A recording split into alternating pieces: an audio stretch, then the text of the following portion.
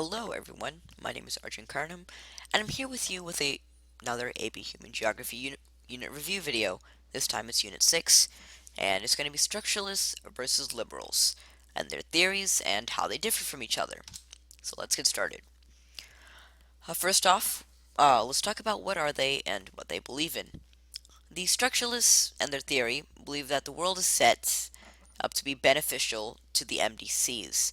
They think that the world and its economy is run by MDCs and it's all rigged so that it's going to be beneficial for them and their ideologies. They point to the dependency theory and the world systems analysis to back up their claims, and they point to colonization in Africa and the current situation Africa is in order to say that they're right. And then on the other end, we have the liberals, which believe that a country's place in the world is more flexible and can be changed, and they can actually work to push themselves up. And to go along with this, they use Rostow's model of development to describe and analyze why countries are where they are and how they can move up instead of using the dependency theory.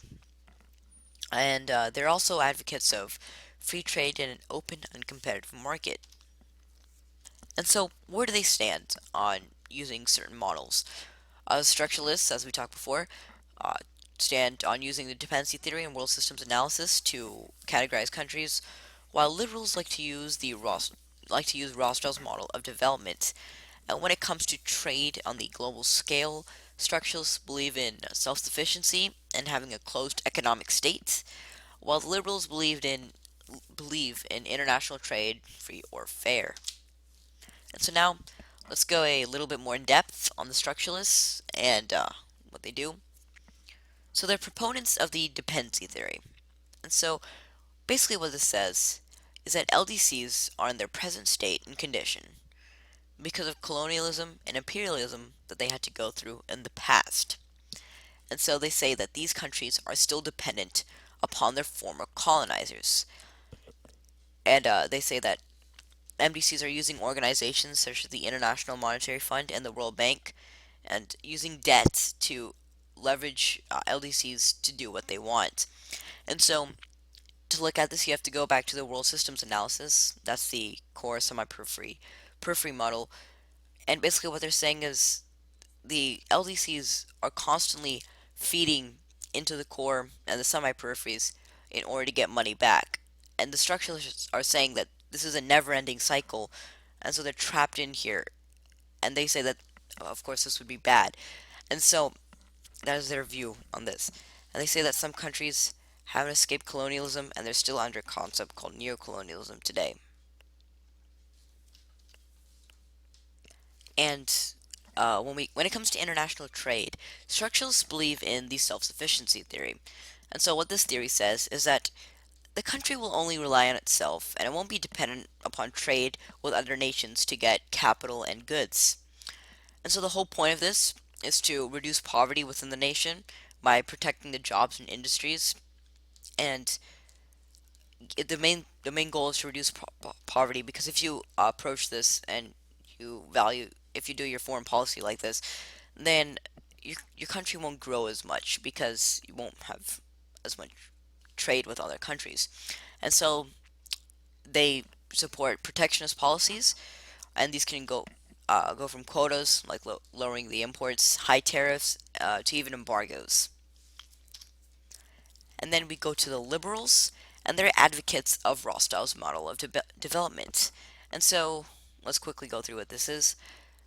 The Rostow's model of development explains why countries develop the way that they do. It states that every country can develop, and it consists of 5 stages: traditional society, preconditions to take off, drive to maturity, and then age of high mass consumption. And then, if you want to link this back to the other theory we talked about, the world systems analysis, then stages 1 and 2 would be uh, a periphery country. Stages 3 and 4, take off and drive to maturity. There'd be a semi-periphery country. And then finally, stage 5 would be a country in the age of mass. Stage 5 would be a core country. There we go. And then when it comes to trade on the global scale, liberals welcome the international trade approach. They advocate trading with other countries and foreign companies, and they believe that countries will produce what they have a comparative advantage in. And so what this is saying is that since everybody is going to be on the global markets, it will be in your best interest to produce what you have the what you can make the best. And so what this will do is it will encourage competition in the global market, which will inevitably lead to better goods at better or lower prices.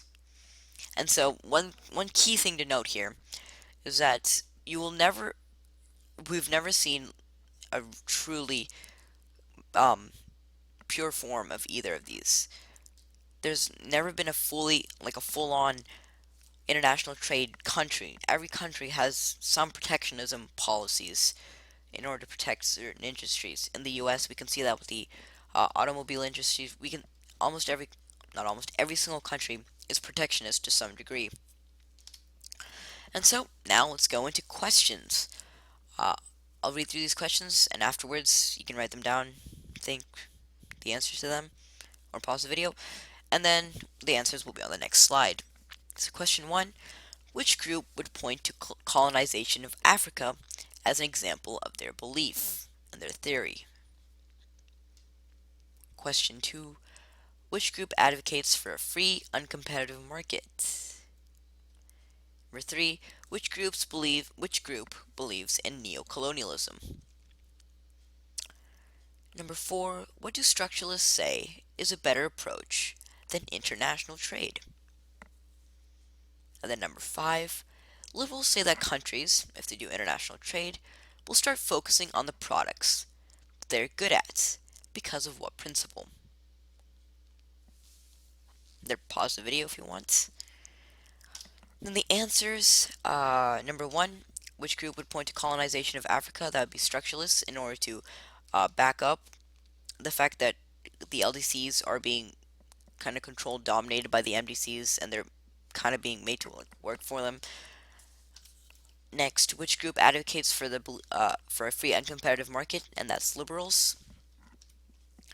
Which group believes in neocolonialism? That's structuralists, and that goes back to the whole colonization aspect and the whole International Monetary Fund and using the debt to leverage these countries. What do structuralists say is a better approach, or what they think is a better approach than international trade? And they think that the self-sufficiency approach is better and is superior. And liberals say that countries will start focusing on products they're good at because of what principle, and that it's comparative advantage. Well, hope you enjoyed this video, and I'll see you next time.